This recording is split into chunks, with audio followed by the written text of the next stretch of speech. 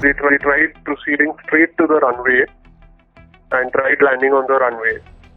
But unluck to their misfortune, they did not have enough altitude where they could, glide towards and make it to the runway.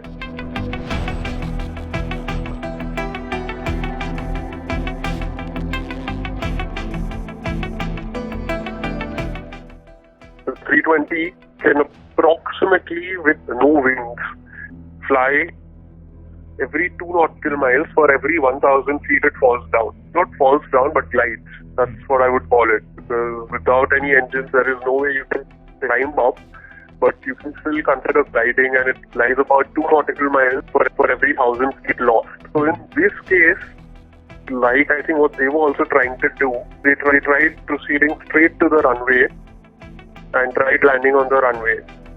But unluck to their misfortune, they did not have enough altitude where they could, glide towards and make it to the runway.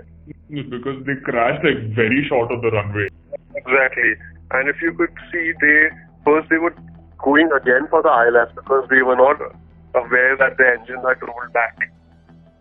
So they actually asked after the go around as well, they asked for the ILS again. So they were actually going towards to the opposite end of the runway, going far out, coming in back for the approach. But when they realized that, so basically our approaches are in straight line. They start at anywhere between 6 to 9 miles from the runway threshold, and you come in a straight line from there. But in this case, you could see they were coming in slant at about probably close to 45 degrees angle from the runway threshold. And that's where they crashed into the ground because they knew they had to take the shortest path towards the runway.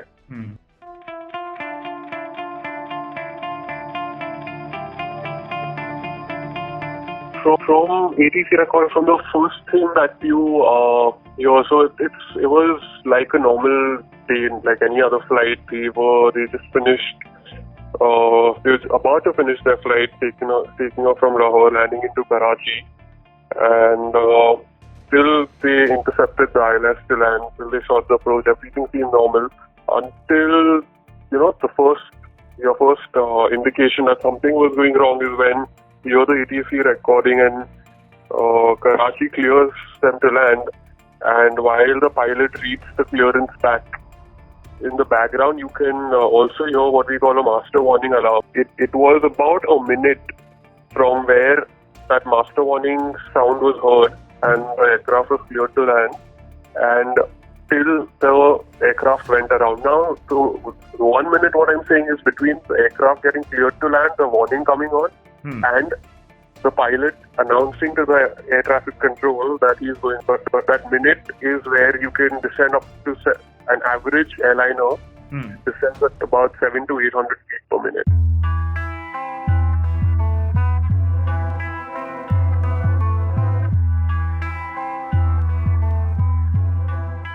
In this case, as soon as you have a warning, you need to deal with that warning if it's directly affecting your landing.